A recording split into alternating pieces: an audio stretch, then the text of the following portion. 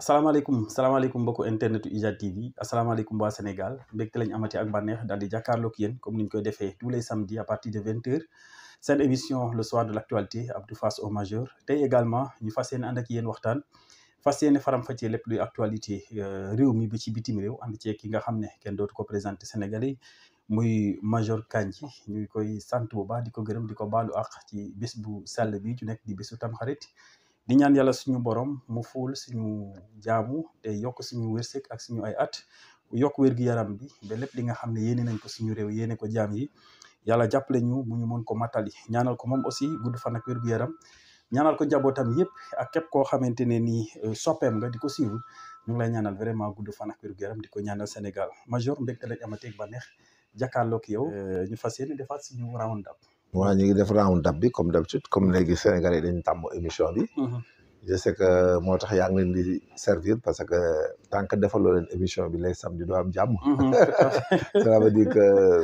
dañ koy laajte de moom vraiment la communication elle est très bonne dans un état surtout au Sénégal où tout est hybride maintenant.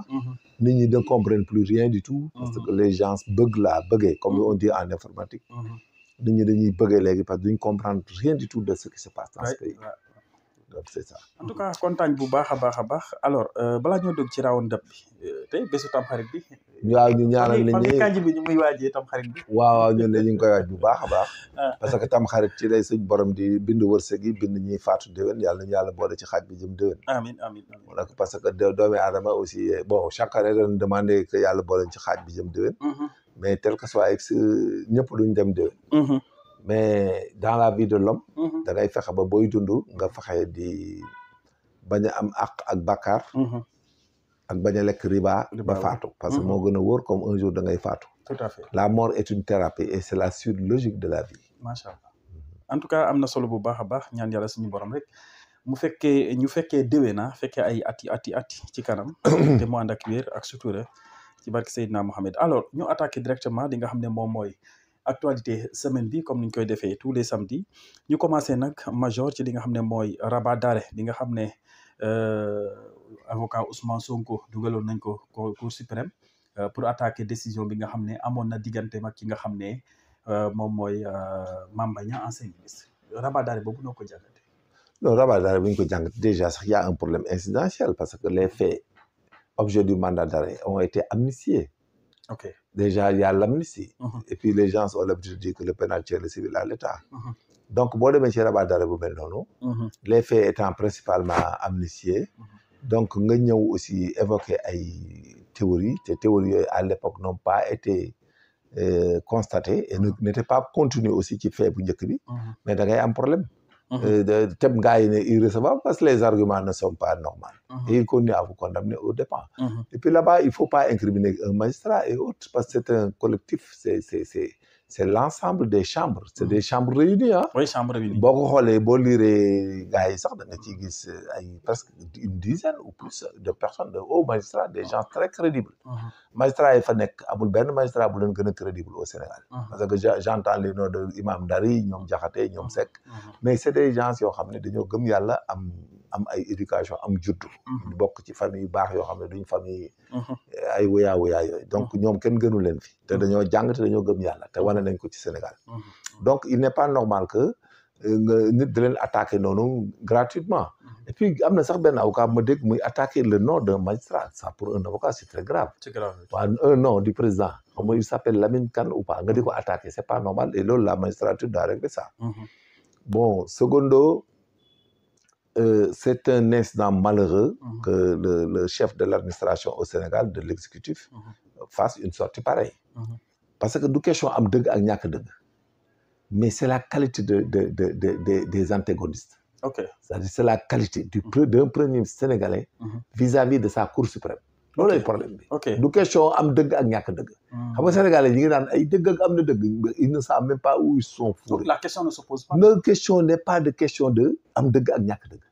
ok la question c'est l'incident entre le premier ministre du Sénégal et la Cour suprême qui est la plus haute juridiction du pays. tout à fait c'est là-bas où le Sénégal va en pâtir. mooy malheur bi ñu daal. ok donc déjà on a décrédibilisé notre système judiciaire au Sénégal et que c'est comme si ce premier ministre n'avait pas de possibilité de sanctionner des magistrats véreux. C'est très grave, hein, ce qui s'est passé au Sénégal. Et là, je vous dis, les dégâts collatéraux là, mais il y a des dégâts collatéraux. Les investisseurs dans un pays, il y a l'environnement à regarder, l'environnement des affaires. Mais l'environnement des affaires, il y a la qualité de la justice, la crédibilité de la justice, oui, tout à fait. et tout ça. Mais quand un premier ministre qui gère l'administration fustige une décision de justice et une cour juridictionnelle, mais il y a un problème. C'est-à-dire il y a un problème. Du question Ousmane am deug ak mu ñak deug. On n'est plus dans ça. Donc Ousmane, lu mu doon wax justice en tant qu'opposant, il n'a plus le droit de le dire. Non, mënut a nekk na qualité de premier ministre bi mooy entrave bi pour mu war a réclamer ça. Waru ko mën. Parce qu'il faut mu sóoraale ne dafa nekk premier ministre que mu nekk il a parlé comme opposant. C'est parce qu'il est opposant, il se considère comme tel. Voilà, c'est vrai. Mais un opposant qui est dans un régime qui gouverne, aussi, en tant que premier ministre, tu ne peux pas. Parce que c'est incompatible.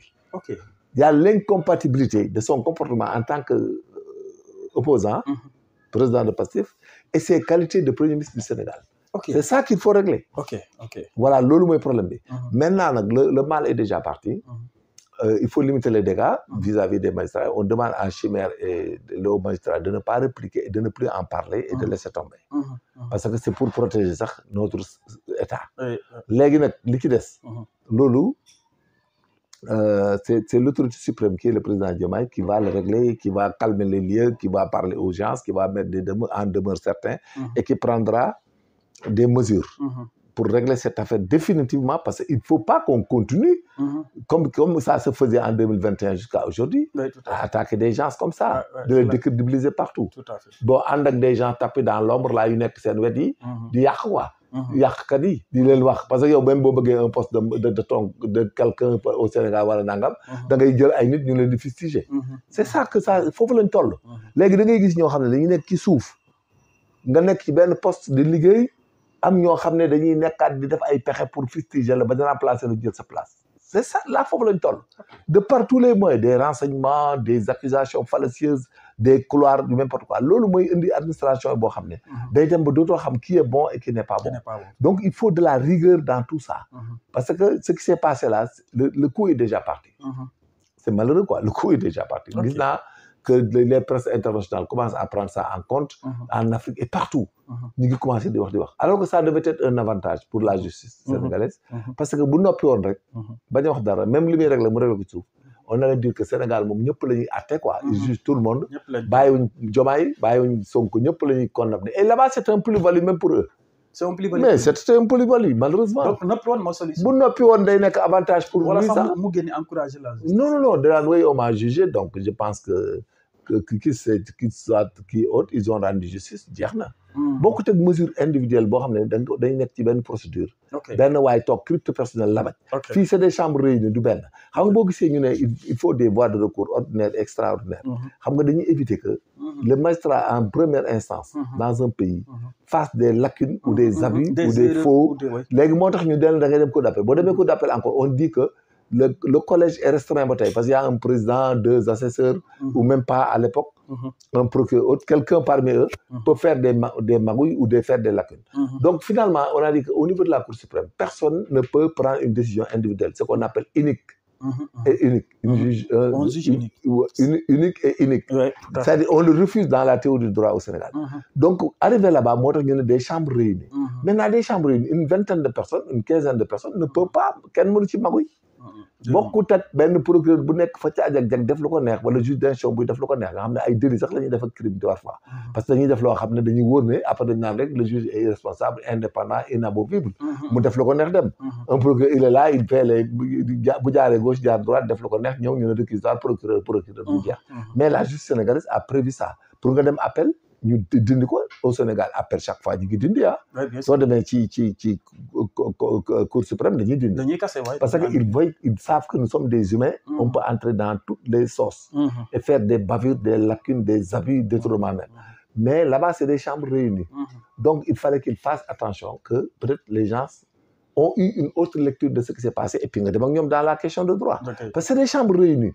Si c'était une seule problème, un seul magistrat ou deux, le parquet nangam yooyu tu peux attaquer. Tu peux les attaquer directement. Mais fii chambre réunie là, et c'est l'extrême, il fallait pas. Ouais, tout à fait. Le coup est déjà parti. Fi ko gars yi dugal du foofu parce que le coup est d'une extrême gravité boo xam ne sax du question ay waxi dëgg ak ñàkk dëgg. C'est-à-dire le coup dur qu'on a porté à la justice sénégalaise et de l'État, c'est ça qui est le problème à régler. Et ce qui est à assainir, c'est ça. Parce que déjà, il a annoncé que lui, il se présentera aux élections. Donc, ça veut dire qu'il est dans ses droits. C'est un opposant. Il y a Diomaye président. Il y a Pastef. Maintenant, ils n'ont qu'à nous aider à dire donc fan la ñuy taxaw. dinañ egg si ci question boobu alors ba léegi ñu ci rabat d'arrêt bi. ñu gis ne la Cour suprême non seulement dafa dégoûté. la demande des avocats de Sonko.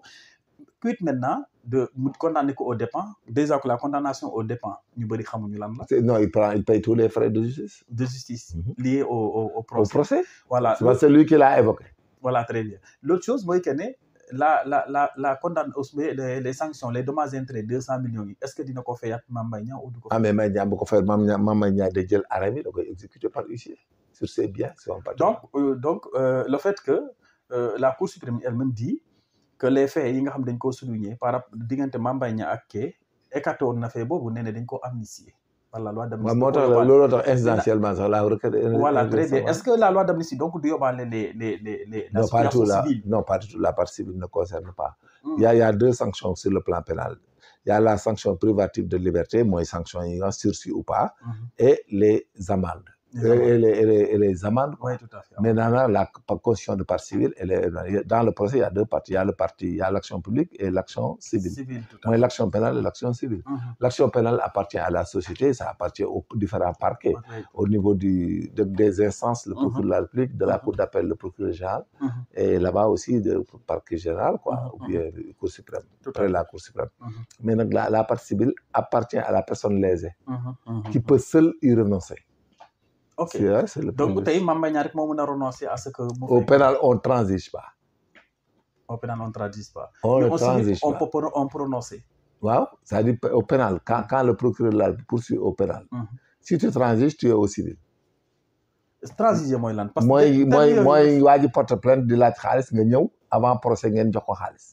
Ok. boo ko joxee xaalis c'était comme mon cas à Kaolack, c'est de l'illégalité flagrante. Un procureur qui transige, qui part prendre de l'argent, c'est l'employeur de la personne que tu poursuis. Et puis tu étais en phase police judiciaire. nga dem ci waxuma yem sax sa bureau mais nga dem ci commissariat di jox waa ji xaalis ba pare dir si naan da ngay réquisitoire introductif. Mais c'est un crime même à la limite. Situation boobu moom moo amoon sa kii bi. Non mais c'est un crime kooku dañ la war a sax dàq. Non, mais c'est des choses extrêmement graves. C'est parce que dans le cas tout est permis. Mais imaginez un procureur de la République qui reçoit une plainte. Nonobstant la première plainte qui est... Et puis, un procès verbal classe sans suite. Tu le reprends 4 ans après. Nonobstant le classement sans suite, la prescription de l'action publique, mais nga ñëwaat yow sa bopp yow. di am audace li ñuy wax audace. yow waa ji ngay topp. mu def ay plainte pour yow ñooñu ko état bi ko yónni woon fay ko nga xam ne am na xaalis bu fa génn yow yaa dem jëli ko. Ok jëli xaalis ñëw indi ko ci commissariat bi jox ko commissaire bi ne ko bindal lii jox waa ji xaalis bi ba pare kooku noo ko mën a poursuivre au pénal on transige pas. surtout mais il a transigé tacitement ce qu'on appelle tacite. xam nga tacite. Il a transigé de lui-même. Il a amené l'argent lui-même. man yëguma sax fu mu ko jëlee gisuma ko. Mais monsieur, on verra ce que ça va donner après. Oui, si nous sommes dans un état de droit. On verra. Donc c'est la même situation avec Mame Mbaye Niang Ousmane Sonko. C'est à Mame Mbaye Niang maintenant de renoncer. S'il ne renonce pas, il a l'obligation de payer. Ah si, il faut payer, sinon il porte qui assez bien. Ok. Donc loolu ñu bëri kii wuñ leen parce que ñu bëri ñu ngi wax naan non du fay 200 000 ñi dinañ naan dina fay. Non dina ko fay da koy fay. Ainsi de suite quoi. Da koy fay. Voilà maintenant ñu ñëw ci sortie bi li nga xam ne laal nga ci tuuti sax quand le premier ministre dit loolu kenn du ma teree nekk candidat en 2019. Non, il a le droit maintenant annoncé donc mais c'est Diomaye président maintenant qui était dans la coalition. Mais donc on amène dans la dissuétude de Diomaye président. C'est-à-dire actuellement on constate que c'est lui, il va se présenter en 2029. Il est opposant, il est opposant au président régime. Parce qu'il était opposant. Non, c'est-à-dire dafa coaliser woon. Léegi mu génn day présenté wu. Xam nga dafa coaliser woon coalition Diomaye président la bokkoon. waaw moom lañ jëlee nguur gi. waaw léegi nag moom nee na day présenté wu donc président Pastef la day présenté wu. moom il est Sonko mooy Diomaye nag Diomaye. non mais il est allié. il est allié mais il a le droit de se présenter en 2029. déet Diomaye mënul def benn mandat gi. non su kooku moom Diomaye koy réglé moo tax ma ne la dafa am ay hypothèses yoo xam ne. dañ ko réglé ko. ok xam nga dafa am Diomaye président qui est presque 17. qui est dans la dissétude. qui n'a aucune activité. qui n'est pas identifiable sur le plan physique. et qui n'est pas identifiable sur le plan politique. Maintenant Diomaye président a été porté à 90% par Pastef. de Ousmane Sonko qui était interdit de participer et qui était dissous à l'époque. Maintenant son parti a été réhabilité. et que dans la coalition et du rang qu'il a occupé dans la coalition, il a été nommé Premier ministre. Maintenant, lui, s'il ne satisfait pas, et s'il a des ambitions plus larges que de porter Diomaye en 2029, mais il a le droit de se présenter si la loi lui autorise. Ok. Maintenant, il appartient maintenant à Diomaye et à lui de voir quel sera le mécanisme pour participer aux élections prochaines. Ouais, tout à fait. Maintenant, le mécanisme, c'est quoi? Soit lui et Diomaye, ils vont aller en réunion. Ils disent que Diomaye président est dissous et que Diomaye réintègre Pastef parce qu'il est membre de Pastef. Parce qu'il y a amalgame chez eux juridique. Bu ñu xamul ba tey laaluñu ko. l'amalgame boobu mooy. dañu am amalgame juridique. parce que Diomaye il était xam nga dégg nga est-ce que Diomaye bi muy démissionné ci Pastef. oui. il démissionné comme lan secrétaire lan. secrétaire général. waaw mais Diomaye était ils étaient dans Diomaye président. moo tax ñoom dañoo teg seen i tànk ñu ngi topp télé yi di wax mais ba tey seen organisation interne. sur le plan du droit réglé wuñ ko. ok il y a deux choses. gis nga Diomaye président. devait être dissous dès après les élections. waaw parce que Diomaye président moom moo nekk. Diomaye Sonko Diomaye est membre de Pastef. Maintenant Diomaye président a été avec les Habib Sy, les Dieye et autres. Donc mon ami là, le jeune là de l'enseignement supérieur. Diouf Abdourahmane Diom. Mais le problème qui se pose, moi, dès que ils ont été élus, Ousmane, c'est Ousmane qui a fait l'erreur, quoi. Ok. Il devait dire que Diomaye président dañ koy dissoudre parce que yow ci ñun nga bokk. dañ ko defoon léegi nag jël nañ nguur gi léegi Diomaye président jeexal na activité mais maintenant on gouverne. léegi Diomaye président dissoudre. dañ koy tas léegi nag seen alliés yi ku nekk sa poste di continuer. ok mais si Diomaye président continue à gouverner ba ci fin ba. mais maintenant les gens là seront obligés d'aller vers Ousmane parce que dootuñu taxaw ci dara. parce que si Ousmane se présente te on va porter le projet à 80%. maintenant Diomaye il va pas se présenter. en 2029. non il va pas se présenter c'est clair. parce que mënuñu continuer ci nii. non mënut a nekk. c'est-à-dire ñoom dañuy waxtaan seen biir. bu ñu waxtaanee. ñu ne la coalition. porte. la candidature le projet. le projet de Diomaye président. et le présentera en 2029. mu jeex loolu mën a nekk. mais quand Ousmane dit qu'il va se présenter. mais monsieur je suis désolé de fait les choses se sont éclaboussées ça n'existe plus. parce que Pastef génn na ci Diomaye président. ah donc là ça risque d'être compliqué. ah non c'est clair Diomaye Pastef génn na ci Diomaye président. waaye non bu fekkee day présenté wu. non nee na day présenté wu c'est son droit personne ne peut l'attaquer là-dessus il a le droit. Maintenant si on ne l'autorise pas il ne va pas se présenter c'est tout. c'est tout hein si le conseil constitutionnel prend acte de quelconque décision quelconque de justice haute. et lui dit que ne se présentera pas il ne va pas se présenter. Okay. Maintenant si Diomaye veut se présenter il demandera à Ousmane de se fondre de continuer la coalition et qu'il va se présenter. S'il n'est pas d'accord nag s'il veut se présenter c'est Diomaye qui va renoncer ou bien Diomaye va être antagoniste ils seront deux partis différents. ok waaw dañuy mujj Diomaye président Diomaye defar ko. Pastef dem Ousmane Sonko génn dem yoonam. ok dem def toppatoo projet de président. en tout cas et puis là-bas il y aura ça sera intéressant aussi. Ouais. Parce que il y aura beaucoup de coalitions hein. Ah bon? Ah oui, les gens, bon, il y aura la situation politique au Sénégal, l'atmosphère et l'espace va changer. Et ça sera un grand machin politique. Maintenant, s'ils sont des amis inséparables, vraiment, ils doivent faire un congrès, rapidement. Ok. Il faut un congrès de la coalition Diomaye président. Et dans le congrès, ils arrêtent les mécanismes et l'organisation à venir en vue de 2029. Et là-bas, ils vont définir assainir et préciser d'une manière réelle l'avenir politique du Sénégal. vis-à-vis des théories et des slogans Diomaye président ak Pastef.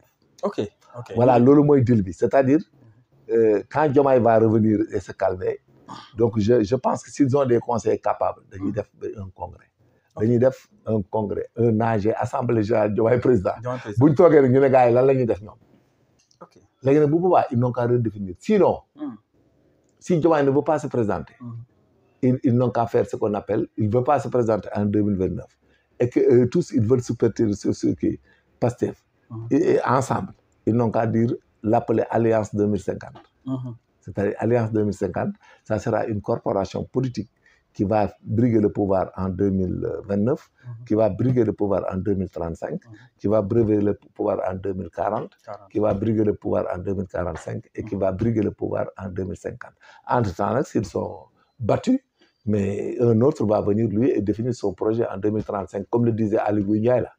Aly Ngouille Ndiaye qui parlait de 2035 maintenant quant à l'opposition et que nous-mêmes nous sommes concernés mais nous avons l'obligation et dans l'urgence de nous organiser et d'assumer nos responsabilités avec courage avec courage et responsabilité pour mettre en place une opposition normale xam nga le TikTok waaw mais Sonko wax na ci loolu aussi mu ne wax na ci nee na opposant yi moom bu ko yàlla xam na lu tax defu ko président bu doon président ñu bëri nga wax non loolu muy wax yooyu ay waxi politicien la il peut rien contre les gens bu fi nekkoon aussi nous sommes dans un état de droit parce que voilà le résultat il a été débouté dans un jugement les magistrats vont davantage prendre leurs responsabilités et que même s'ils disent qu'il y a des magistrats Pastef ou des magistrats gauche-droite yooyu ça ne nous intéresse pas l'essentiel de la Cour suprême à revigorer et à réarmer la justice sénégalaise et à défier toutes les considérations de magouille et d'impartialité, de partialité éventuellement.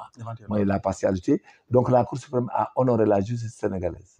Donc, et ça a été une jurisprudence pour tous les pays du monde. Voilà, donc bravo à la Cour suprême de ce qu'elle vient de faire. Et que on ne tient pas compte des actes individuels d'un magistrat. Parce que les actes individuels d'un magistrat, il peut tout faire. Mais là, c'est des chambres réunies qui ont revigoré et que heureusement qu'au Sénégal, nous avons des voies de recours extraordinaires qui nous permettent de contester des jugements et que la procédure elle est élastique. Il faut régler les choses jusqu'à terme. Parce que ñun ñëpp dañu jàng xam procédure kenn mënuñoo def lu illégal te duñ ko xam. Oui, tout à fait. waaw dañ ko xam c'est clair et net dañ ko xam. soo ñu defee lu illégal dañ koy xam. Peut-être tu joues le jeu nous sous-estimer.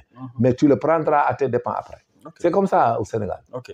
Donc moom daal bu nekkoon président aussi opposant yi dinañ. non mais kenn raser les murs commencer par man qui rase les murs qui va raser yooyu il faut arrêter c'est-à-dire Ousmane dafa pànk rek di wax mais xam na ne yooyu ay waxi politicien la dégg naa il l'appelle chez eux il l'appelle l'écosystème politique seen façon yi ñuy wax ak yooyu quoi. waaw dégg naa il l'appelle l'écosystème politique bu ñu demee ils n'ont qu'à demander aux autres. Ils savent ce qu'ils font. Et on l'appelle de l'écosystème politique dans la théorie et les études en ce qui concerne la manipulation. Voilà, loolu c'est de l'écosystème politique. waa ji lu mu wax rek da ngay wut loo ci tegaat. Et tu prévois tout. waaw mooy indi gis nga intervention yi quoi on en parlait dans les couloirs tout à l'heure je vais vous en parler. Parce que c'est des armes. Mais c'est parfois l'arme est disette. Voilà fii nii nii bu arme bi ñu jëloon. En 2021-22 avec les mêmes acteurs ça ne marche plus. Ça ne marche plus. Moi, les gens qui sortent, qui parlent, malheureusement, c'est les gens nommés à des postes. Mais aussi, est-ce que génn pour comme le cas de Amadou Ba démb. Non, Amadou Ba ci moom moo war il est vice-président de l'Assemblée. xam nga ñoom seen militant moo war a génn et ce militant qui sort ne doit pas être un militant de Pastef les responsables xam nga dafa am les cadres mooy ceux qu'ils ont nommés. Et Amadou Ba di taxaw ci télé di wax mais dès le départ il perd.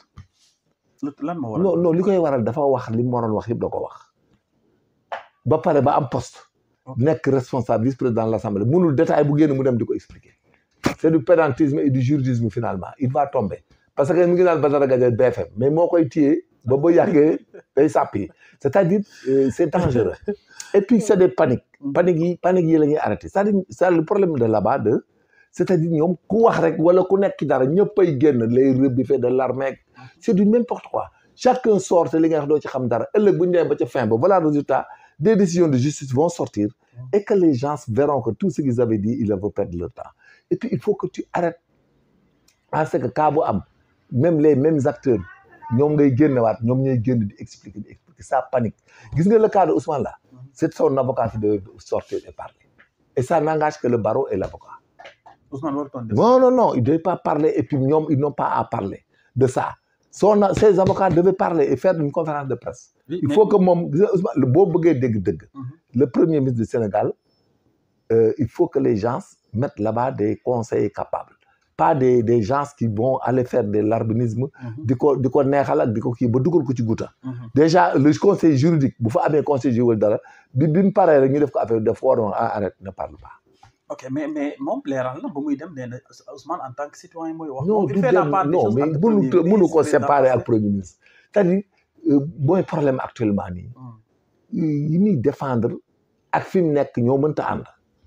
ok c'est ça le problème c'est de l'incompatibilité mënta nekk xam nga mi ngi mel ni Diomaye ne man maay Diomaye président léeg-léeg bu génnee daal da ngeen atte sama militant yi di yoon sama partisan yi mais du jàll il est président de la République voilà dafa am ay autorité bu mu am ci ñun Diomaye le président son excellence c'est le président de la République c'est lui le chef suprême des armées président du conseil supérieur de la magistrature ainsi de suite léegi même si Diomaye sortait au nom de Pastef et de Diomaye président ça passe pas monsieur ça passe pas en tant que citoyen mënutul nekk mënoo nekk en tant que citoyen yow mënoo nekk di yore administration yore budget bi ministre yi nga leen di commandé di leen wax ñuy def ak ñuy bàyyi ba pare nga bëgg a songaat la même administration boo ko songee rek musiba am na xam nga fan yee nee na ay DG ak ay gars yu fustigé mais moo tax il est tenu de faire un conseil de ministre et de remplacer beaucoup de gens actuellement nii ah oui yow loolu remaniement bu amee coow boobu non c'est-à-dire dana am coow gaa parce que ñoom duñ comprendre ndax ñoom li ñu jàppee projet politique bi mooy indi problème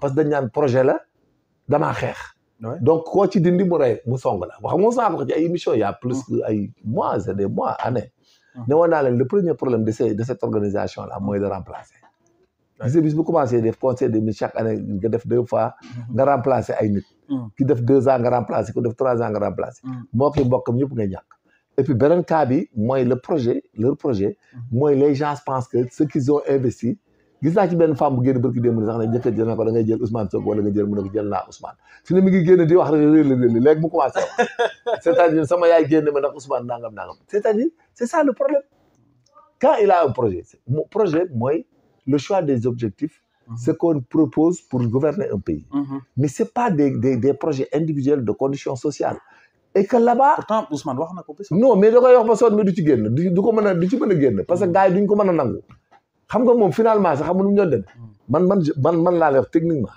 kaay ma wax la benn secret gis nga bu doon may Ousmane ak Diomaye dañuy dissoudre Pastef dissoudre Diomaye président tuddee ko alliance 2050 daal def benn affaire ne nag alliance 2050 la koy adhéré la mais këj mais je vous dis bu ko defee génn ci xamul tax Pastef a été dissous président neen dañ ko dissoudre léegi jeex na léegi nag alliance 2050 la dañuy am un projet politique am un nouveau secrétaire général am président ñun ñëpp ñu bokk rayante jëm 2050 parce que bu ko deful du ci dem mooy mais bu ko defoon lu ñuy bañ dina am ay buruxlu yu ñuy wax non buruxlu du comprendre loolu da ngay gis ñoo xam ne non kenn du buruxlu bu ko defee ñoom seen bopp ñooy ñëw mais c'est-à-dire engagement moral bi nga xam ne moom la gars yi am lecture ci Pastef yaakaar ne Pastef da leen di jox teraanga war leen a nommer dañoo bokk ci combat bi comme li Diop gis naa benn maara bu xaw ma làmbaay mu ne ku gis terrain waxaaleel ku gis jeeg waxaaleel xam nga yooyu lay Ousmane di dindi c'est-à-dire en réalité bu dee dafa amoon ñu def stratégie def conseil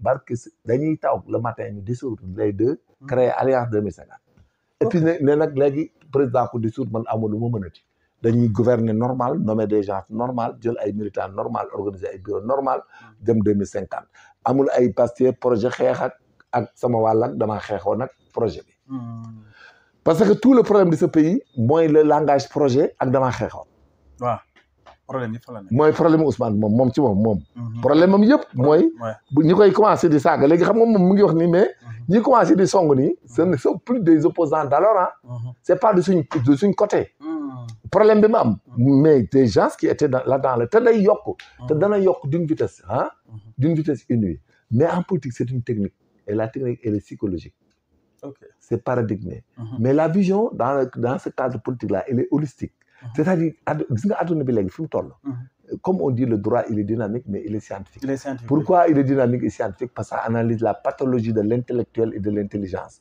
Il est dynamique parce que ça se contextualise vis-à-vis de la marche du pays et de l'ordre mondial. Maintenant, moo tax moom loolu lay fàtte. moo tax gis nga problème bi muy am danañ sax yóbbaale moo indi sax coow li bourde bi moo indi ñoom ñu topp ko di wax il faut qu'il fasse la dissolution de Diomaye président et de Pastef et de créer une alliance 2050 où les gens seront alter ego. Il n'y a pas de projet damaa xeexoon ak yooyu parce que damaa xeexoon bi ak projet bi moo indi problème bi mooy indi problème Sénégal te problème bi le grand problème qui va se passer c'est des dissensions internes entre eux déglu bu baax li ma lay wax dans l'analyse stratégique pour l'avenir de ce pays vis-à-vis de ce parti ce sont les gens qui vont il y aura une fissure interne dafa ndànk na ma expliquer la fissure interne va recruter les gens non satisfaits dans le projet ils seront nombreux ils seront plus nombreux que les satisfaits non li ma wax déglu ko bu baax li ma lay wax et dans le cas d'espèce ils vont s'attaquer au régime et comme argument leen Ousmane waxoon def ko te moom mënu ko def te loolu du état état dañuy gouverner dem comme ni Diomaye di def gouverner gérer l'ordre international l'ordre mondial faire marcher les administrations ku nekk liggéey wàcc ñibbi léegi nag foofu la coow li nekk ndaxte déjà man xam naa ne mënta remplacer boo remplacer gars yi commencé organiser wu pour xeex la waaw gis nga ni Tahirou Sarr génne woon Tahirou n'a pas utilisé tous ces arguments pour aller à la violence politique quoi intellectuelle et morale parce que am na limite tuuti quoi am na lu mu bàyyi mais s'il l'avait fait il va être rejoint il sera rejoint par d'autres avant 2027 Cheikh Omar Diagne aussi waaw ndégo mën na la commencé nañ gis naa leen bari nañ te ñoom ñëpp seen kaw lañ jëm ak ñeneen ñuy ñëw mais nag moo tax congrès la ñuy def ñoom assemblée générale ou congrès je sais pas il faut dissoudre toutes les instances là-bas et dana renommer man maa wax loolu boobu xam ko s'il ne le fait pas il se sauvera pas di ma wax nii téere la du dañ te xaw ma fu may fekk dee ou vivant s'il ne fait pas ce que je dis il ne s'en sortira pas parce que les gens argument biñ ci vis-à-vis de lui vision bi ñu am ci moom mooy da leen a war a régler waaw te loolu mënul nekk il faut pas satisfaire tout xam nga bi muy wax il a dit mais il y a l'esprit et la lettre le leader de Pastef quand il parle il devait faire attention parce qu'il y a l'esprit et la lettre xam nga l'esprit et la lettre du benn les deux lectures font deux l'esprit de ce qu'il disait et la lettre des gens qui l'écoutaient c'est ce qui amène le problème et le problème sera plus grave encore parce que dana dem ba jaxase lépp te li muy jaxase lépp mooy nit ñi dañuy yaakaar ne mais imagine gauche bu génnoon lakk pneu wala sànni xeer yaakaar nga ne am nga droit ci projet bi mais c'est une catastrophe loolu mooy problème am te loolu gauche yooyu il faut ñu wan leen ne loolu du état politique vision politique la dans tous les pays du monde nit ñi dañuy xeex pour jël pouvoir def lu ne mais après sa yow parti militant nga partisan nga mais da ngay dem liggéey bàyyi ñoom ñu gouverner bu ngeen ñëwee après ngeen xoolaat ni ngeen di def mais nga tax ñëpp taxaw mais damay wàcc ci étage bi ma dëkk ma fekk fukki ponkal toog na gaam la ñuy xaar woote naa kii woote naa Abbas woote naa nangam mais c'est la taxe naan dañ leen di woo duñu jël mais man c'est la mise en danger xam nga qu'est-ce que qu'on est en train de vivre on est en train même de mettre en danger ces responsables de PS de Pastef xam nga ko tuddee mais qui sont dans les systèmes ils sont mis en danger finalement parce que ces gosses là ban ni ma déggee ñuy considérer ñoom seen affaire politique bi ak li ñuy laaj ak li ñuy kaas ku nekk mel ni yaay général bi yaay chef bi mais kooku ça passe pas man nag moo tax ma ne la gis nga bu doon man stratégie dama def stratégie da nga yeewu si ba tel ne tout est dessous et il est créé alliance 2050 ne que président dissoudre na Pastef dissoudre na Diomaye président léegi alliance 2050 la ñoom ñu waxtaan seen biir kan la ñuy présenter est-ce que c'est très important voilà léegi nag bu boobaa on aura l'occasion maintenant en attendant d'administrer normalement notre pays, de permettre au président de la République de reconsidérer et de reconstituer les relations internes et externes, la diplomatie quoi, extérieure, et la réconciliation nationale, quoi, s'il veut, et que là-bas on part. Mais néanmoins, les opposants que nous sommes, nous allons nous organiser et aussi faire un projet de société pour conquérir le pouvoir. Et c'est ça la marche normale de la démocratie. Il faut avoir le courage de s'opposer et la déontologie, l'honnêteté et la doctrine de gouverner, honnêtement. Maintenant, il faut faire une tolle. Mais man maa la wax fii tey gis nga avec ces histoires de projet et de damaa xeexoon je te jure. en tout cas compliqué na. gis nga avant 2027. moom mooy indi moom ñooy xeex seen biir. ñooy indi problème. parce que niñ jàppee affaire bi du noonu. waaw munoo ko jàppee noonu. voilà parce que léegi day dem ba buñ jàppee Modou Ndiaye. nga ne pourquoi ñu jàpp ko ci ñun dafa xeex. buñ jàppee Demba Fall nga ne dafa xeex. ku nekk aussi les magu yër laa dugg ci biir ñoom it def seen i pexe. faire semblant que dañ lay jàppale dañ lay xeexle. ba dugal la ci kàmb dégg naa benn un de nos parents du sud là di def conseil bi ci internet bi quoi. naan ko Salif quoi. te xamal ne ñu bëri bëgguñu la. ñi la bëgg mooy ñu lay wax dëgg. ñi lay attaqué di la wax dëgg ñoom ñoo la bëgg. gis nga ñi la topp loo joxoon ñu ne moom la. ah naan la pro daan la nangam gis nga bis dana ñëw. ñoo lay xeex ñoo lay seetaan. parce que doomi aadama dafa am un instinct. ñun ñëpp dañu am instinct. bi nga xam ne c'est lié à ce qu'on appelle le réflexe médulaire. ok tu connais le réflexe médulaire? Non, je ne connais pas. Le réflexe médulaire c'est les guides le réflexe médulaire mooy loo xam ne comme bu dee lekk nga teg fii boo indee mala rek da koy jéem a lekk ndax bëgg na lekk bi. ok réflexe médulaire mooy faral sax nga gis jabaru jaamur bëgg ko réflexe médulaire la c'est pas c'est un réflexe médulaire. C'est comme les gouttelettes de fluge boo gisee lekk léegi tam sa gémmiñ gi di sànni ay gouttelettes de fluge. Donc c'est comme ça l'être humain da ngay jël boobu ko moo tax on parle de conscience, d'inconscience et de subconscience. De subconscience. Voilà, c'est trois théories quoi. Donc quand l'inconscience prime la conscience, mais maintenant c'est la subconscience qui doit rapidement agir pour dire que lii boo ko defee ñu jàpp la jaru ko. Femme bi boo ko violé ba pare bànneex bi c'est éphémère c'est nangam bu ñu la ci jàppee tëj la 2 ans est-ce que jar na ko. mën nga am yeneen jigéen mën nga am nangam tu laisses tomber. léegi nag ci moment boobu lañ toll. Il faut définitivement moom ci boppam moom Diomaye actuellement fi ñu toll il faut régler ce problème de calme régler ce problème de projet ak nangam parce que day entraver tous les actes tout ce que le président fait Diomaye fait actuellement ni ñoom amuñ ci lecture ñun ñoo ciy am lecture. ok xam nga donc y a problème. gis nga actuellement ni tout ce que Diomaye fait kenn du ko vulgariser. ci dañuy concentré wu ci. non ñoom si la ñuy concentré wu c'est grave. gis nga Diomaye li muy def nii moo tax les gens commencent à être avec lui. parce que il est passif il est discipliné. Dame Mbodj génnoon na fi mu ne li ñuy wax Sonko moo waxoon dina def mais Sonko nekkul président. waaw loolu la problème bi. ñoom ce que Diomaye fait actuellement il est en train de se comporter correctement comme président avec discipline et normal. mi ngi dem honnête gis nga bi demee ci Macron malgré les autres dafa calme rek léegi moom ba le gars même commence à avoir de l'estime envers lui. Il va aller aux États-Unis xaw ma après demain ou demain. Mais c'est comme ça un président il est en train de dérouler son problème est que s'il est armé et autres on pourra aller avec lui jusqu'en 2029 ñu opposé wu. normal mais ku mën a jël. parce que opposition moom du fi jógee du fi ñàkk te nous aussi nous voulons être man je souhaiterais même être un jour un ministre de l'Intérieur. Ah bon? Ah oui monsieur de faire ce que j'ai comme projet pour les hommes de tenue. Ce que j'ai projet comme ban boo nekk ministre de l'Intérieur. Je prends tous les corps. pénitence dama koy jëlaat dama koy nangu indi ko intérieur réglé ko ak police. damay réglé gendarmerie téye ko. Ah bon? waaw parce que damay xam ni ñu leen di développer ak li war ci ñoom. surtout nag du côté des pénitenciers autres il n'est pas question de les laisser comme ça ñu leen di bàyyi ñu dem retraite di fay 80 000 ak 100 000 il n'est pas question. donc da nga leen di yóbbu. leur condition de vie est dérisoire. looloo ma dugal ci politique bi de gis nga te naa ko reyante te bis bu ma yàlla mayee ma bokk ak nguur.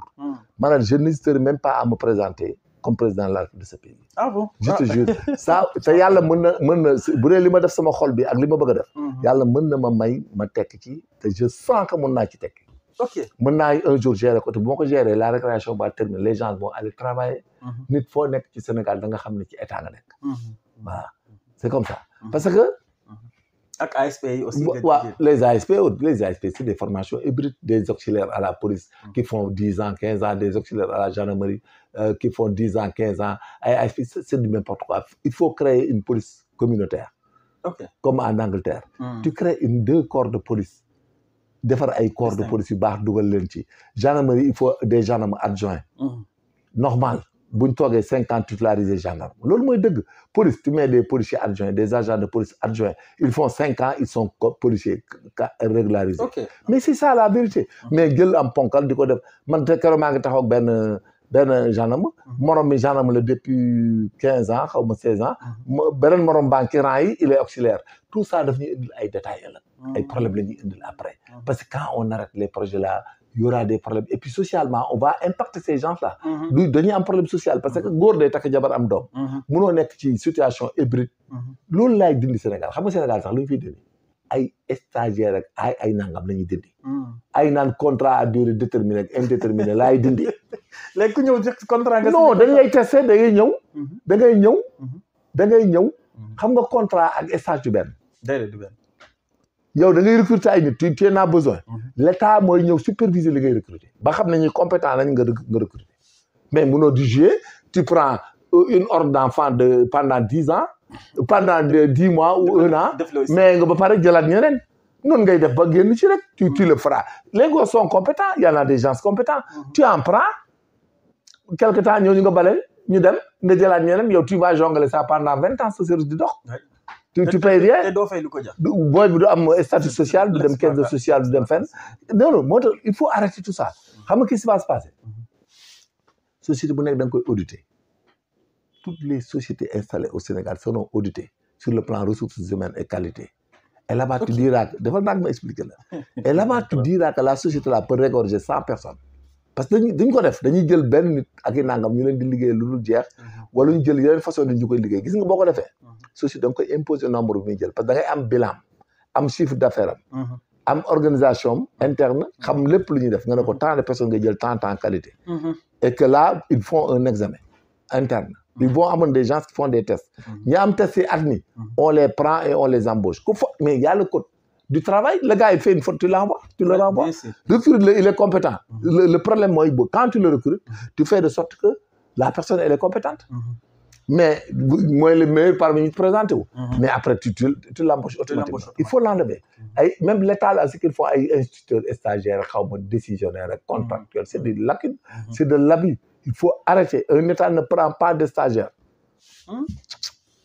état du jël stagiaire état day ubbi école de formation des instituteurs de formation mais pourquoi gendarmerie amuñu ko militaires yi gendarmerie boo ñëwee da ngay def ñu defal la application nga titularisé nekk gendarme de commissionné am sa DAP nekk sous-officier mais un instructeur comment nga koy jëlee di ko def noonu ba mu retraité mais c'est du n'importe quoi c'est des lacunes c'est des lacunes et puis il y a des choses plus graves au Sénégal on a des facs de droit partout à Saint-Louis à Ziguinchor à Dakar et voire même à Thiès je pense Thiès amul fac de droit wala Xombol mais on ne fait même pas de concours d'huissier de commissaire priseur de notaire mais c'est du n'importe quoi vous pensez que ça c'est un état où tu formes des maîtrisards en droit et ils ne font aucun examen et concours pour être huissier avocat notaire commissaire priseur et magistrature et puis les magistrats là magistrature mais on n'a qu'à créer le concours de magistrat référendaire il fait 5 ans il titularise on gagne il fait 5 ans on titularise et il y a un autre mécanisme plus grave plus rapide si on a un déficit de magistrats mais il y a des juristes qui sont dans l'administration qui sont des gouverneurs qui sont des préfets qui sont des gendarmes des militaires et autres et déjà ils ont un salaire de 500 000 600 000 ou plus mais tu en fais un recrutement tu les amènes comme magistrats référendaires ils viennent ils font 2 ans ils titularisent comme magistrats pour faire la procédure et puis là-bas comme on a des problèmes de salaire d'argent de finances pour recruter de nouveaux mais on doit combler le gap la fraction en prenant ces gens-là et même il y a des greffiers juristes qui ont des maîtrises en droit voilà léegi nag le manquant bi nga xam ne c'est des questions de budget on ne peut pas les recruter on les prend parmi les hauts fonctionnaires qui ont des salaires déjà c'est-à-dire stratégie lañ mënul moo tax bu ñu développer day nekk problème on ne peut pas bon gis nga sur le système macro-politique gis nga li ma la wax discorde bi am nii mooy affolement bi am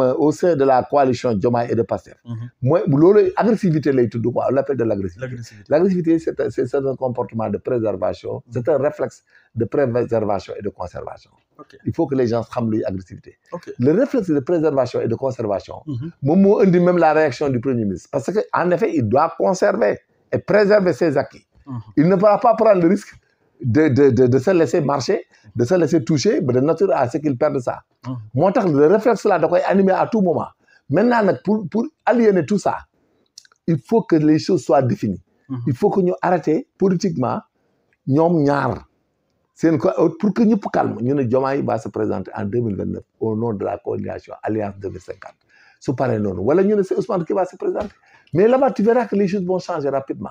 Les choses vont aller très vite. Et puis les gens vont se calmer.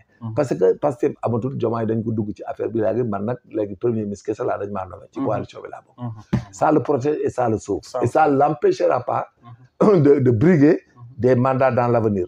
Et qu'ils arrêtent aussi d'aller dans les médias mënuñu leen a nekk ñu dénk leen suñuy bien ay postes publics des fonctions publiques et autres et que vous êtes dans les médias pour défendre des intérêts crypto-personnels d'un parti autre chaque jour chaque moment vous laissez tout vous venez vous parlez chaque jour mënta nekk il faut que vous vous concentrez sur ce que fait le président de la République. Ils n'ont qu'à se concentrer sur ce que fait Diomaye.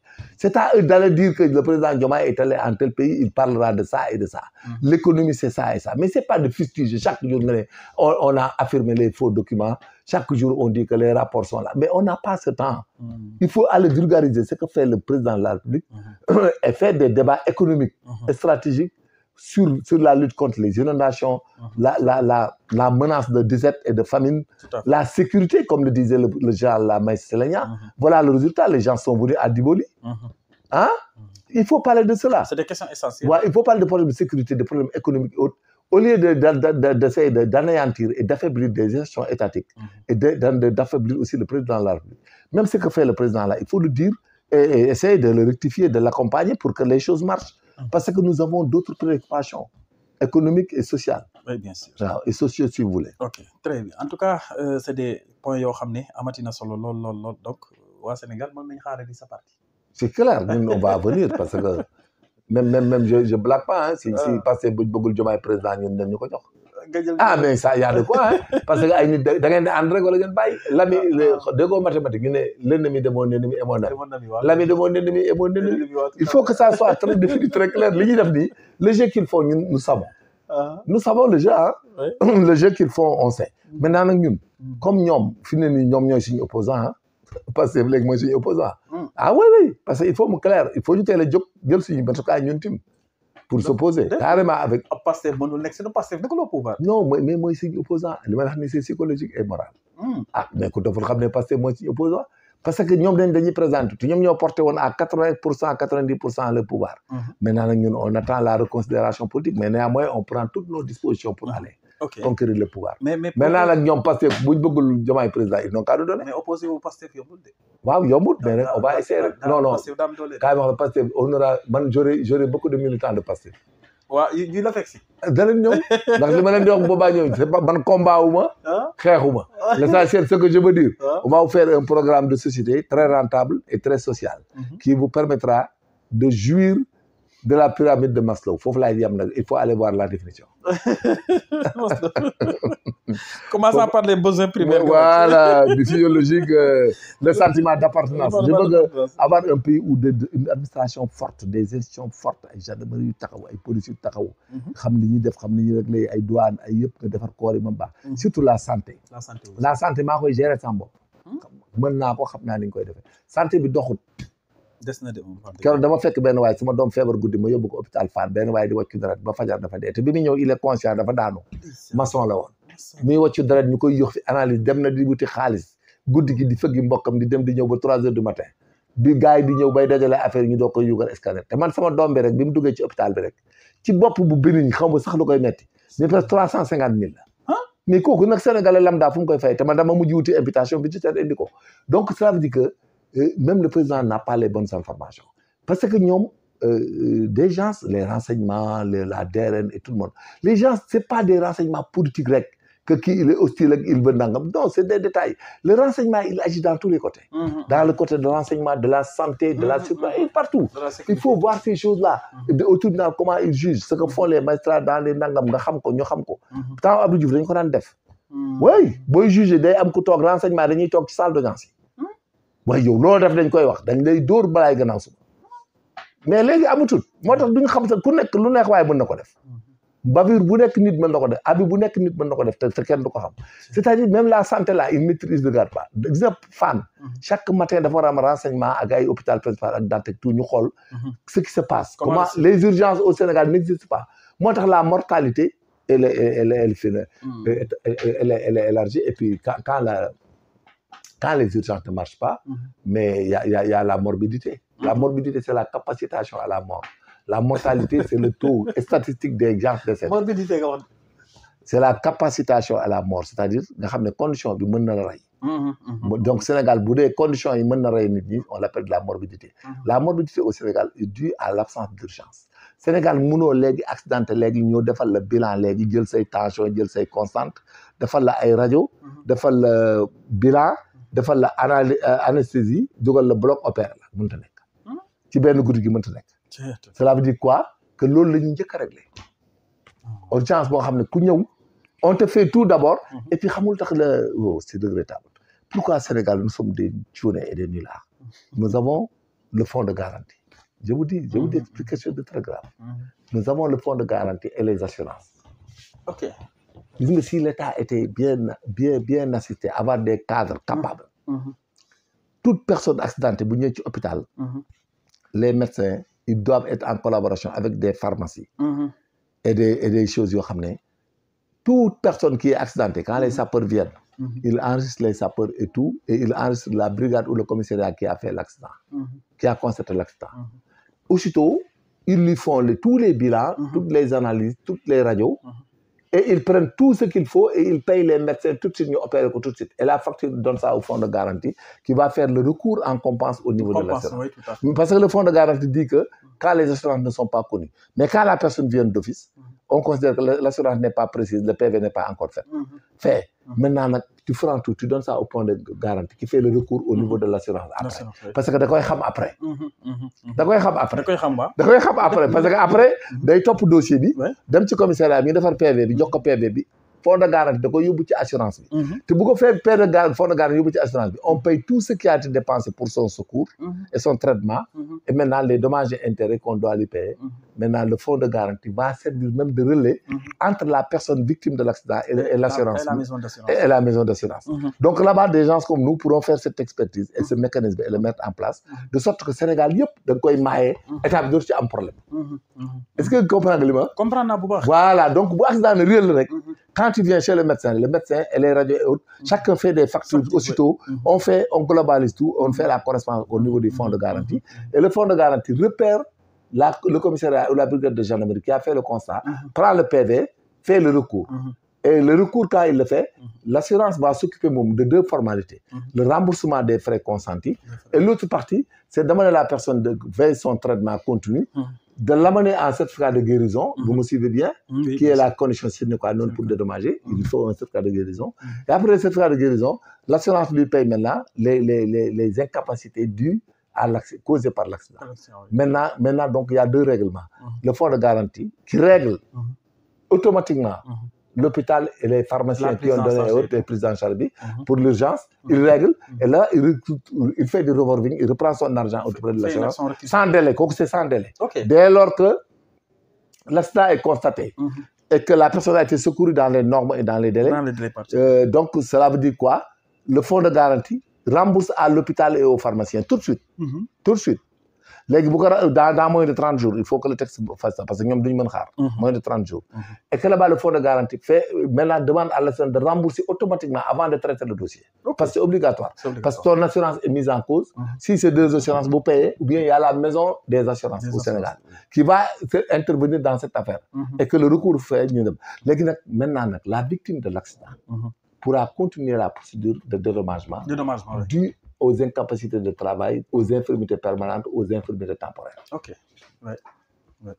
Mais là-bas, c'est académique. Il faut quelqu'un, un master, qui maîtrise ce que je dis, qui maîtrise les mécanismes, qui recrutera de gendarmes et de policiers qui sont très, très ferrés pour aller chercher les PV et autres, mais aussi des médecins et autres qui vont regarder à ce que les factures faites et autres ne soient pas trichées sur facturation, force et tout ça, donc vérifier. Et là, vous payez, le fonds de garantie paye et se fait rembourser par l'assurance. Maintenant, l'assurance qui a reçu copie va convoquer la victime qui va connaître ses soins et qui va amener un certificat de guérison qui sera fait par son médecin à lui. Et à lui, il l'amène en expertise et il lui paye. Et maintenant, je valide en assurance, je connais les mécanismes. Et je peux les faire fonctionner. alors mu nekk ay précisions yu am solo yaakaar naa ministre de la santé dina la dégg. dañ ko mënul rek dañ mënul mais ils n'ont pas de problème. tu sais ce pays là mais ces gens là c'est de l'ignorance. mais aussi dinañ mën. mais non pour nga mën il faut nga xam li. le ministre de la santé il a des problèmes alors que son problème c'est ça. mais son problème c'est ça li may wax nii. ok mooy urgence yi mooy problème am. accidenté yi. problème am loolu la. te mais ba tey moom fi mu ne mi ngi seet lu muy joxe il n'a rien à donner. xam nga pour te dire que gis nga quand tu ignores des choses mais c'est extrêmement grave gis nga quand tu ignores une chose mais c'est grave gis nga ils ont trouvé un fonds de garantie et il y a des assurances mais ba tey xamuñu nu ñuy def ba à secourir nit ñi boo demee guddi dañ leen laaji garab di la laaji ay analyse ba nga dee non day métti kay mais pourtant loolu il y a des mécanismes yoo xam ne c'est des questions de procédure kese ak la note est donnée les assurances sont averties le fonds de garantie averti les médecins dans les hôpitaux avertis et l'ordre national des pharmaciens avertis les ñëpp bu paree da ngay ñëw rek jël et puis les pharmaciens s'en sortent guddi waa day ñëw rek le médecin il vient il fait le bon on lui donne tout c'est 50 millions 100 000 50 000 100 000 di nga dem fee rajo yi ñu ne scanner 80 000 nangam nga boole yëpp ñu ubbi dossier day am fiche dañ koy defar fiche bi dañ koy préalable defar ko informatisé gis nga waa ji automatiquement nga jël médecin yi fay leen ci guddi gi ñëw opéré ko ci saa si médecin bi astreinte la tudd on l'appelle astreinte médecin bi ñëw bokk ci association tu lui payes 100 000 200 000 bu dee ay 4 médecins tu la 3 médecins 600 000 ku nekk 200 000 c'est tant pis assurance ay fay aussitôt après nga defar fiche bi ñu sauvé waa ji yóbbu ko convalescence léegi buñ paree lépp luñ koy defal foofu léegi après ñu envoyé ko fonds de garantie defar la correspondance demander au commissariat à la brigade militaire de la procédure ñoom aussi les gens et possible vont faire les PV tout de suite ok léegi bu ñëwee nag yow assurance day fay loolu moom l'assurance paye ça automatiquement parce que loolu amul ay expertise ak enquête ak analyse léegi nag li ci des nag mooy ñoom assurance seen biir ñoom ñooy seetante si le tort est partagé ak la personne doit être guérie le certificat de guérison loolu c'est la procédure anciennement connue mais en tant que ministre de la santé du Sénégal tu as sauvé une personne tu sauves les personnes parce que actuellement foofu lañ toll l'urgence au Sénégal les urgences au Sénégal ne peuvent pas être réglées par l'État parce qu'on budgétise ñun préalablement on ne peut pas budgétiser tous les accidents à venir et tous les incidents à venir mënoo ko budgétiser voilà ay Magal Touba ay Gammu ay Porokhane ay Popenguine en tout cas il y a des techniques waaw mais loolu borom xam-xam moo ko mën def oui tout à fait il y a beaucoup d'accidents alors ñu jeexal suñu dernier point ak manifestation yi nga xam ne amoon nañ Cambérène ba mu am mort de 2 adolescents ñu ngi leen di masawu di ñaan yàlla suñu borom mu xare leen arjana te seen famille yi aussi yàlla may leen xolu muñ ci kaw loolu président Bassirou Diomaye génn ne on va situer les responsables. Ah c'est clair li wax loolu très responsable non c'est normal ce qu'il a dit c'est ce qui est prévu le maintien de l'ordre a été très clair il y a des infractions à ne pas commettre par les manifestants et des infractions à ne pas commettre par les forces de sécurité c'est la théorie les forces de l'ordre sont protégées nag parce que y a l'ordre de la loi et le commandement de toute légitime appuyé par la légitime défense et autres donc les textes maintenant les forces de sécurité qui partent dans ces manifestations et autres ñoom it dañuy ku nekk da ngay xam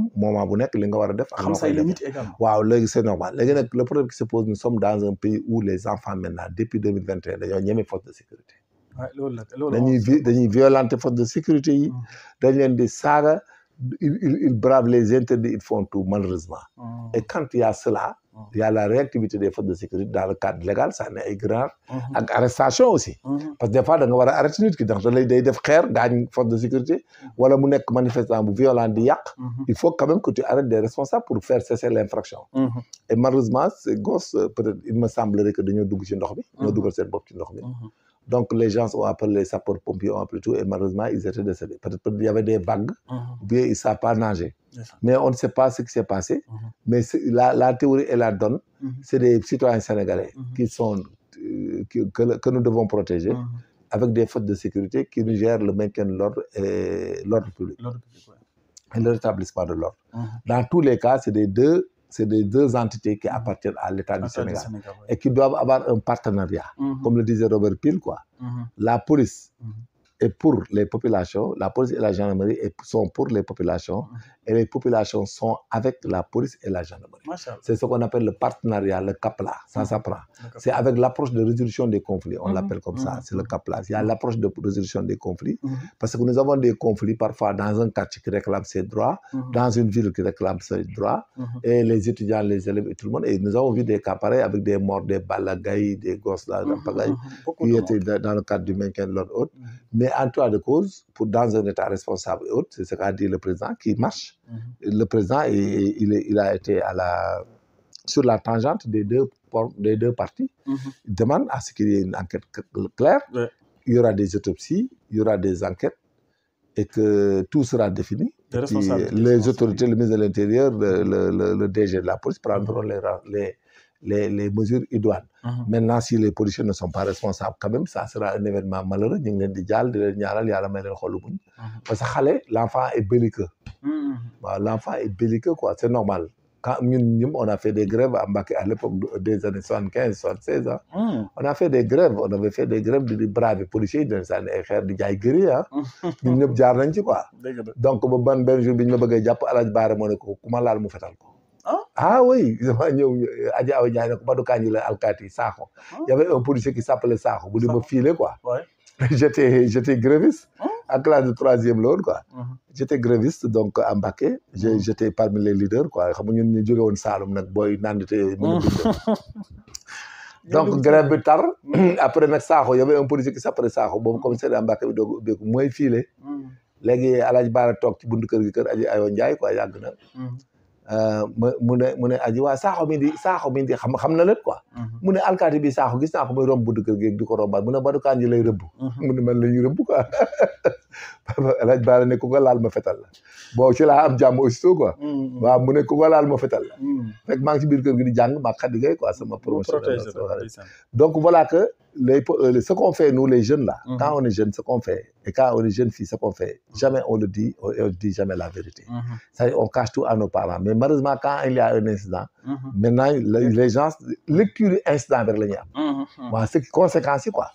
Voilà c'est comme une fille bu sob guddi mu dem fii dem fële bu paree ñu ne bu ëmbee ñu ne dañ koo trompé. Qui l'a trompé? Elle s'est exposée, elle s'est victimisée. Mais tu sais c'est la même chose. waaw dañ ko trompé même sa doom bu sàccee wala dara nga nattu la. Ndogalu yàlla la mais ça marche pas. Il faut quand même que les populations am benn habitude boo xam ne léegi bu ñuy opposé wu toog. takk brassard rouge obstruer la route. sans violence jarul lakk. da ngeen di ñëw toog ci mbedd mi yéen ñëpp ne duñ fi jóge lii la ñuy kaas. foofu la ñu war a toll. c'est comme les étudiants de l'université Cheikh Anta Diop là li ñu yàq ci Sénégal maar dem ci yàqal ay innocent seen alal. am na ci booy daan fekk benn maire boo xam ne dama ko mos a recevoir brigade de recherche Dakar. benn booy da koo xool ay dooma ko jëndal oto booy doomam yu nekk Espagne xaw ma Italie ou Allemagne. benn booy xool maire bi ne ko magu yër mais bu ñu ko dóoree xeer bi maire bi ci la jaar am problème mu neuro. ah imagine ces histoires là donc il faut que le partenariat soit établi. Maintenant nag ce que je dis aux forces de sécurité et de défense. C'est de se dire qu'actuellement la société dafa changer. Les gosses que nous avons la jeunesse que nous avons. C'est une jeunesse robotique. xam nga robotique. dañ leen di sant commander leen ñuy def. ok donc nag fi mu ne nii ñoom ñooy jëlaat seen matukaay ñoom ñooy changer waat de paradigme. parce que actuellement nii ñoom elles font face à des gens yoo xam ne.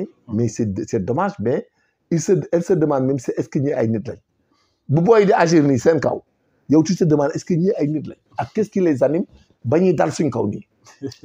violence bi. da ngeen armé wu. non mais monsieur il fallait voir les violences de 2021 22 23 yi fi amoon ba gars yi ñëw. métti woon na moom. mais monsieur tu peux pas imaginer des êtres humains qui agressent de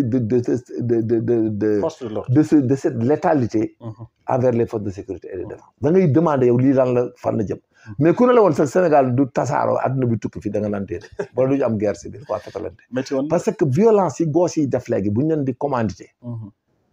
loo leen sant ñu def mais c'est grave. gos yi léegi la jeunesse actuelle boo ne leen cocktail Molotov mi ngi nii sànni fii ñu sànni. saagaal marabu sax ñu saaga. mais loo leen sant ñu def c'est extrêmement grave amuñu benn kersa.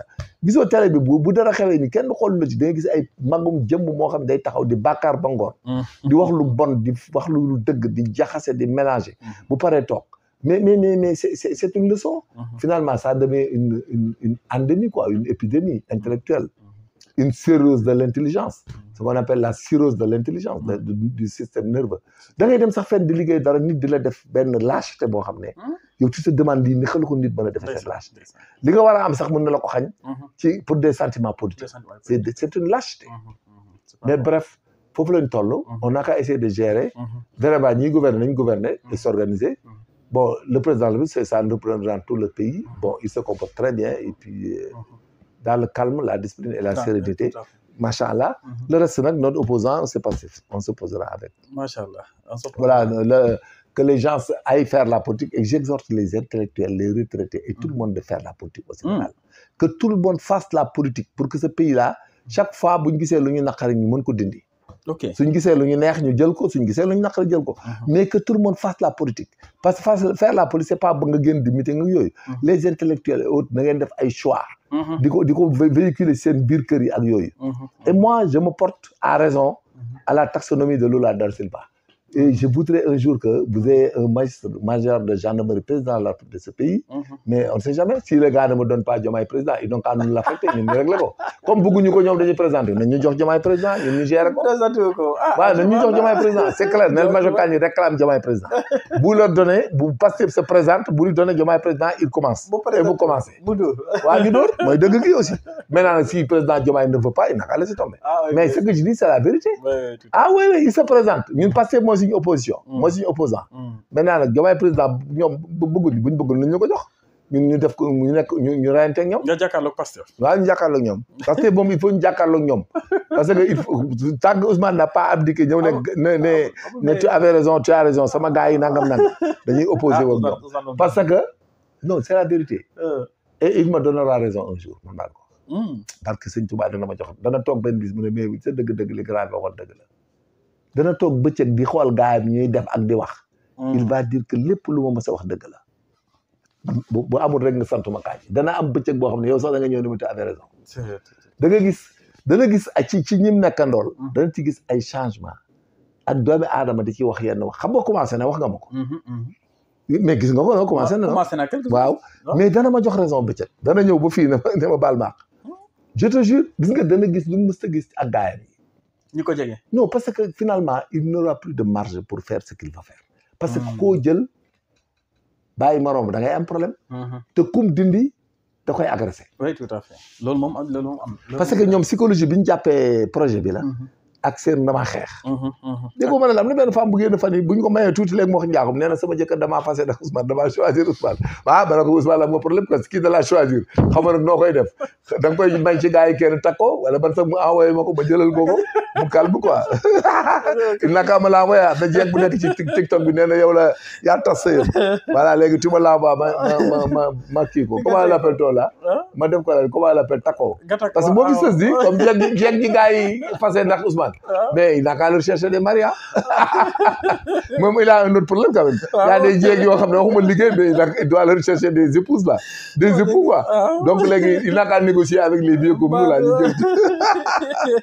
Mais moi au Sénégal, mais pareil, c'est dommage. Des de le bari, comme Dieu qui a réclamé sur une tasse. Sénégal dama neex quoi. Non, Sénégal dama neex quoi. Xam nga ne yow da ngay jëlee sa jëkkër sa di ko wéccoo politique. Nga bëgg nit mais kii nobutoon waa ji. Nga bëgg nit ki ba tax nga tas.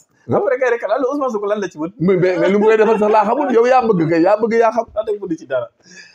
Non Sénégal dafa neex. ma ne ko gis naa ko TikTok man damaa koo xool nag ma ne kii daal ku ñu war a duma la. wala ñu may ko benn kii quoi benn pas bu retraité. loolu moom Sonko mënu wax rek mënu ci dara rek. mais franchement il a des problèmes te ces problèmes n'ont pas encore commencé mënu ci dara. Ouais, c'est du n'importe quoi. N'importe quoi. Alors l'émission tire à sa fin lan ngay tàggatoo. non tàggu Sénégalais dañ ñaanal tam xarit bi ci jàmm. donc ñu fekk déwén ak jàmm. amiin amiin yàlla suturaal ñu. yàlla aar ñu. bon nit ñi nga xam ne dañ nekk ci réew mi nag nekk ci suuf di def fi pexe rek pour am luñ am ak luñ yokkute yal na leen yàlla fanq yàlla na leen yàlla dog. ñi nga xam ne nag aussi dañuy jàpp doomu aadama di ko def lu dul yoon ak lu dul dëgg ndax li ñuy wut ci àdduna seen yokkute wala seen am-am. voilà yal na ko yàlla def ci ñoom musiba gu rëy a rëy parce que loolu baaxul ci dëkk. complot baaxul. waaw complot baaxul lâcheté baaxul. voilà donc mais tout ça de cause boo guddee fan da nga gis lépp. léegi nag ñun l'essentiel ñu ngi sant yàlla.